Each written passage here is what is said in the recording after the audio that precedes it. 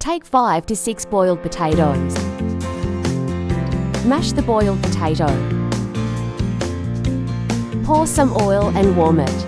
Add carrot, onion, peas, 1/2 teaspoon red chili powder, 1/2 teaspoon Kasuri Methi, salt, 1 teaspoon Chaat Masala, breadcrumbs to 2/4 slice.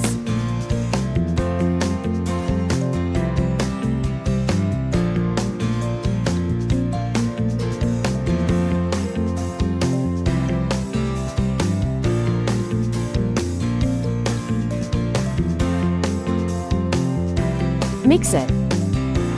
Do like this for shape.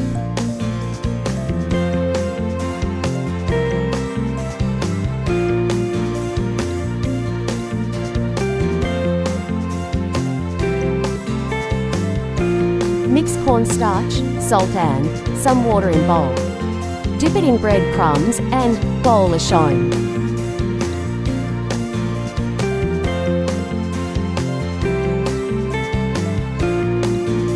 Fry on medium to high flame.